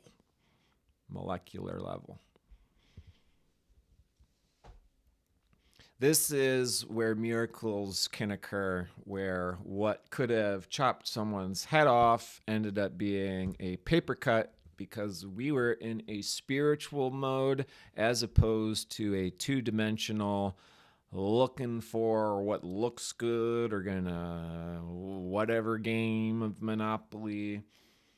The Instagrammer who manifested their mansion is loudly announcing they are not spiritual. And I'm not afraid to call it out. As people are saying, oh, you're mean by saying that's not spiritual. It's not. I don't know what's wrong with people. It's like what I'm saying here is literally too complex. Bring God in and discern. Bring God into the mansion and discern. Do you think God's going to hop in a inner tube and float on the pool party with the fucking Playboy? Do you think God doesn't want us to discern? Do you think discernment is evil? Why do we get these platitudes that confuse people so much? You create your own reality. Everything happens for a reason. Trust the universe. High vibe, rise, ascend, which is what we're talking about here a bit. It does make sense in certain ways, and in certain ways, people use that to mean whatever they want it to mean. You talk in a high vibe way, and you talk in an inauthentic way. Live in the now. Just let it go. Just let it go. Just live in the now. Let it go. I'm sorry your family just lost all of their lives in a horrible blimping accident. The chances that every member of your family was on the very top of a mountain when two Goodyear blimps, what are the chances, collided right in the middle on top of that mountain in one of the most tragic blimping accidents that ever historically have taken place? Why don't you let that shit go?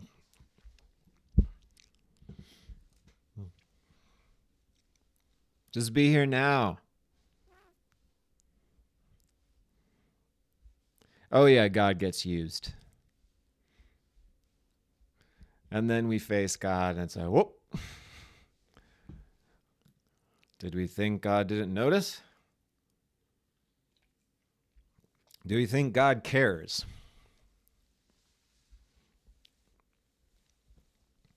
There are no coincidences. Oh, okay. So I guess it's Mercury retrograde and I'm not going to drive for a month. You know, it's like...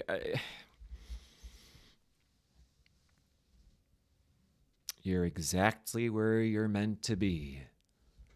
You're exactly where you're meant to be, always.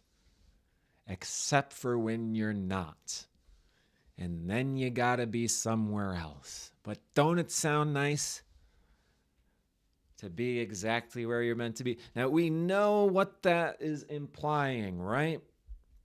Life is about learning. You're going to get lessons. So whatever the fuck happens, you're going to learn, hopefully. If you're in an abusive relationship, I would say not where you're meant to be.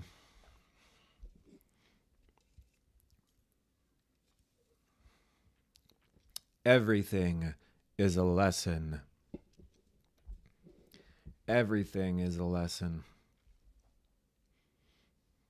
You should really lose sleep tonight because there was a mosquito that flew into your eyeball 3 times in a row. And what are the chances of that? And what is God trying to tell you? And what have you failed to do? And, this could be bad.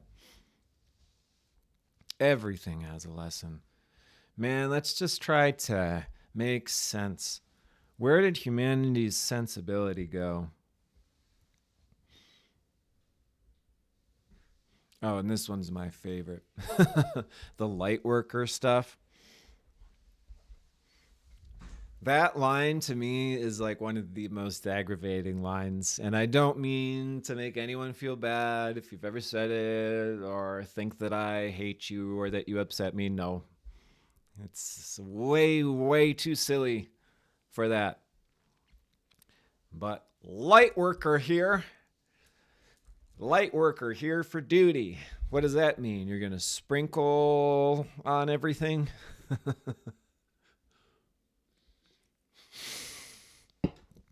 What does light worker mean? I really don't know. Does anyone have an explanation? What is a light worker? Everyone's obsessed with being one. I guess you bring in more awareness, more consciousness. What's wrong with just being an intelligent person? Why do we feel bad saying, I am intelligent? Because, that's probably the wrong, I'm really learned in this particular field because I dedicated a decade of my life to it. I'm a light worker. We feel bad about the more realistic version. Man, life's weird, isn't it?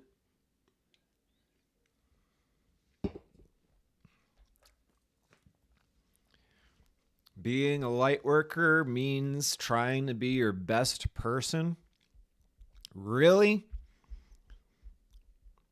Really? That's the best you got for being your best version? You're going to call yourself a light worker?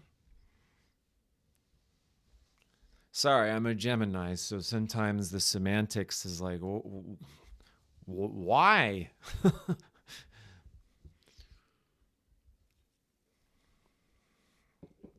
You know what I think? I think it has a lot to do with whitewashing. I think it has a lot to do with white Jesus.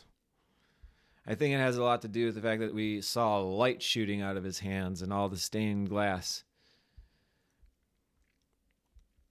Light is important. Light is the sun. Light is creativity. Light is knowledge. The knowledge of life. The knowledge that keeps us able to be connected to the all in all, the whole, to be filled with purpose and meaning. If that's what a light worker means, then that's awesome. But usually the person who says light worker here, it's followed by something less profound. Light worker here, have you seen the new episode of... Okay. It's about personal identity. It's about escapism. It's about forming a character that you're not to get away from yourself because you're not doing your shadow work. You're a light worker, so you're actually a shadow avoider. Oops, you just came in for a psychological session and you sat on my couch, but this is what's actually underneath it, which is why people telling me I'm frustrated for no reason. No, I have been in the trenches identifying what very few people do because they don't have access to the trenches. I wouldn't wish it on anyone, but because I have access, I go there. I'm going to try to do the best that I can with what I have access with. You've got different cards. Play those cards in the way that's going to help the rest of us out who don't have those cards. That would be a lot more spiritual than, hey, I fucking manifested this mansion because I'm a good boy, and if you were a good boy, you would manifest your mansion too. Why don't you divvy that mansion up and feed a whole bunch of people? Have you seen an Instagram ad like that? There's definitely people doing that, really good people. But think of the ratio here. It's the dying American dream. It doesn't even exist. It's faking. Most people are miserable. Their personality is a 2D cutout, like a Michael Jordan cardboard cutout that's going to blow over. But I remember from Home Alone, he duct taped it to a train and made it move around, and then it seemed like people. That was pretty cool. That was also really random. But I digress. It is getting late. We've been talking for nearly 2 hours. It is 11 p.m. Eastern Time on the dot. So let us begin to wind down. We had some really good talk that I wasn't expecting to come out, but as we get into the new year, I'm going to figure out how to arrange these things. There will be different platforms, there will be different services, there will be different opportunities, because people have different wants and needs. I have the feeling, there's people who are going to love this type of live stream. There's ways we're going to be able to make it more intimate or interactive. And there's people who, this is dumb, and get me the astrology so I can plug straight into God and figure out why my life has been so cryptic. We're not all the same. All right. So when it comes to living in a 2D world, how many options do you have? Because if you're only on a flat plane and you can't see above or beneath, you're not going to have a shadow. You're not going to know that it exists. Thank you. That's an awesome face. Can't pronounce your name, but thank you. How many options do you have? No depth, no shadow. No depth, no shadow. I'm so tired of the fake good person, the fake spiritual person. They never get past me, but I look out in this world full of idiots getting fucked, to put it lightly. It's painful. I wish I could be talking to everybody all the time and providing readings, but to most people, I'm a fucking crazy person who doesn't know shit. I didn't go to Purdue.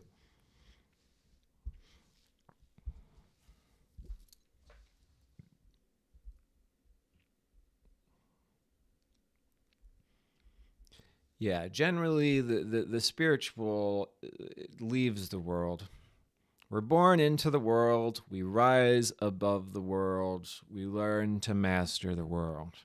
It's the symbol of the lotus flower. Easier said than done. Not a whole lot of great role models, or examples.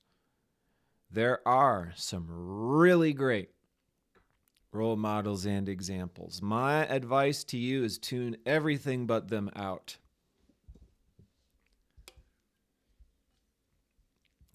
This is the thing that I couldn't believe. I can't believe age 35.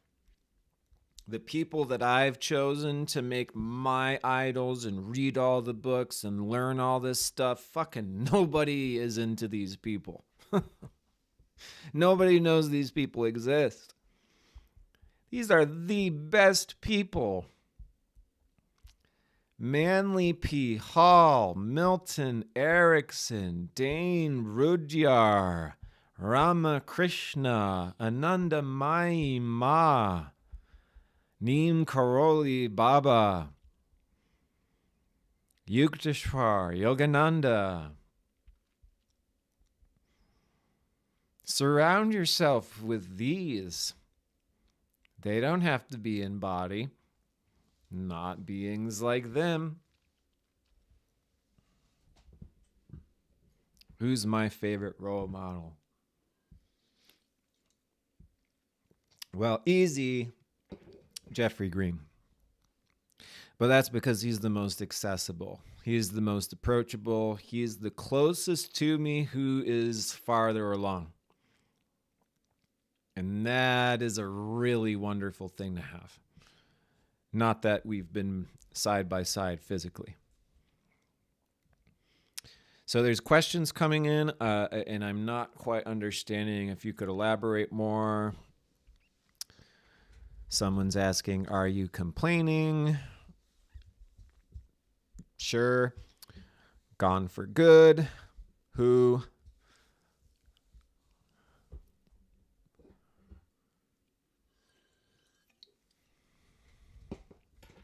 What's wrong with complaining? Even that. 2D. Stupid shit.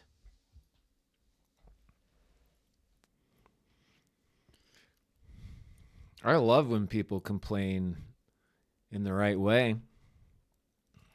That makes me want to look up the definition. This is my Gemini self again.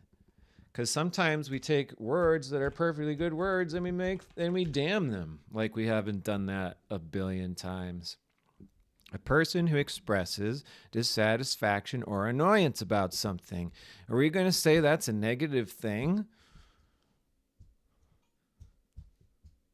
Are you serious?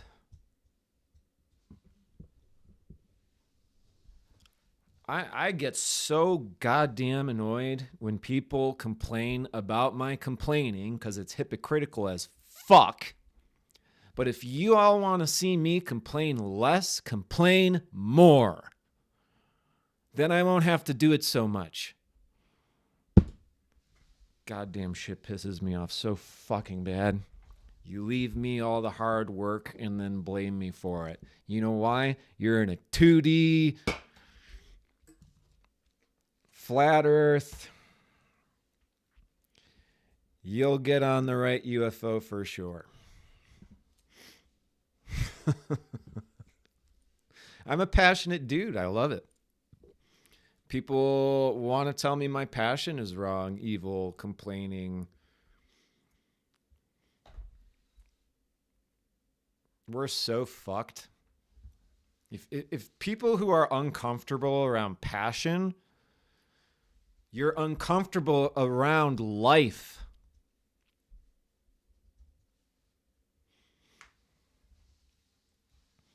You're uncomfortable around what it's supposed to be like. And you have not met many highly advanced, evolved souls at all if you don't understand the correlation of passion and evolution. People put me down for my passion. Fucking morons. What is this about? Being professional, so I put on a mask and I look like a refrigerator to you? Is that professional? That's called being dead. We literally evaluate one another on how dead we appear, like that's a fucking good thing. What a world. What's some of the best books you've read thus far? Thanks for the redirect. Or started to. Kava, what are you interested in? Any generality. I don't know. Could even be ambiguous, like a color or something. That'll help to give a response.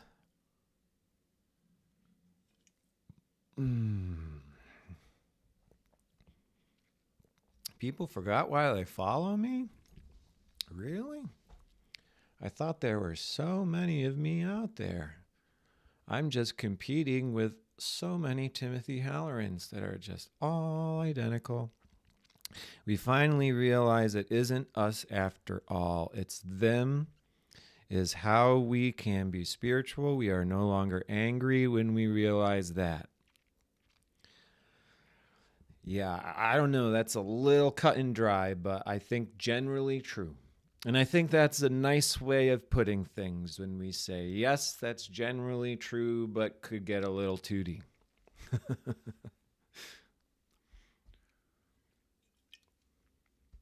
All right.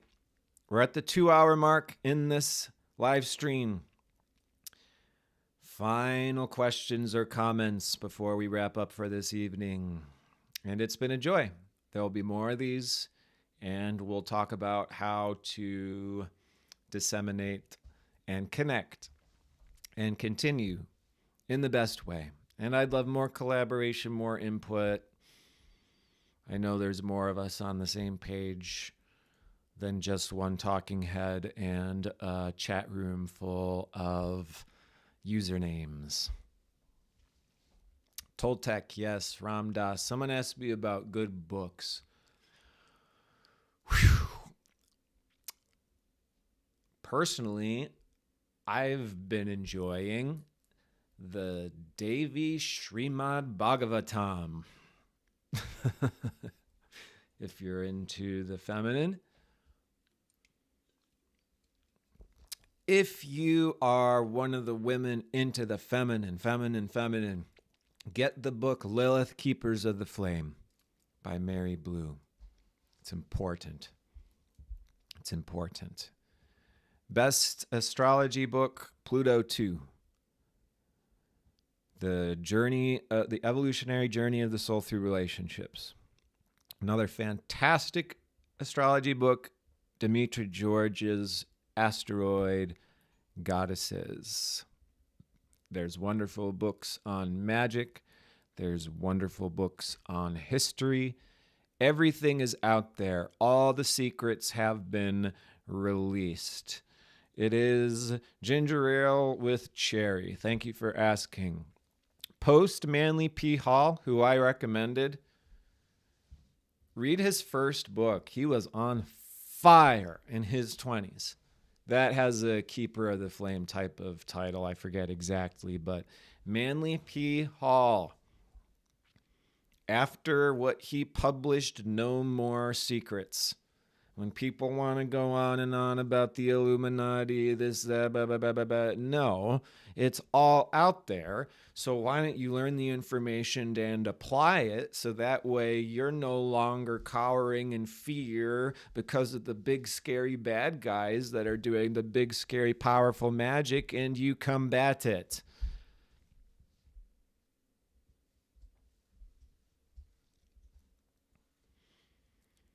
Does it only have to involve holy water and rose petals? I'm not talking about mean stuff. I'm talking about needed stuff. Like when V for Vendetta was written as a comic book, as a rewrite of the Gnostic Garden of Eden myth, so that way people living in our time can start to think about what may be really relevant for us to know right now. The Matrix. That's high magic. That's high magic.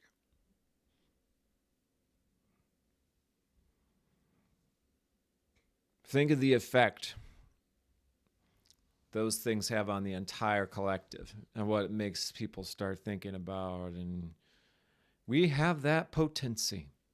We can do this too. And we can even make it fiction. We could even make it fun. We can make it art. Art is magic. Magic is art. There's no different. Every time you make art, every time you write, it is a magical art. And if you are stuck, do one of the above. Okay? I think this is a beautiful moment for us to conclude this live stream. It's been a joy, as always, to have you all here. I'll check the room just out of curiosity. We had as per usual, just under 100 people show up. I look forward to see how this evolves into this next year, which is going to include in my life a complete and total transition of dimension on pretty much every level. So get ready for that. And yes, good night if you are in the States. Good morning if you're on the other side of the world. Next walk-in availability is when I can fit folks in. You can go to Rasalila Community. There's a walk-in section, or go to my, I'll just type it in. Or if you go to my Instagram page, which you obviously are signed up for every single little tiny thing that I do. Instagram page is actually one of the best ways to do walk-ins, because there's a channel you can join when you follow this link.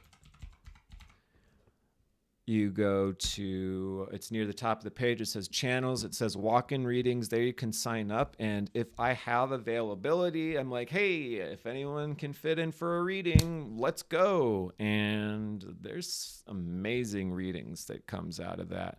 There is no difference between a reading on the spot and a reading that has been scheduled, even if I've had 5-10 minutes to prepare for it, writing down my cheat sheet. I have done probably 10,000 professional clients at this point in my life, and it does reach a point where you can go on the spot. So I'll be here. We'll keep doing this magic. God bless you all, and until next time, take care.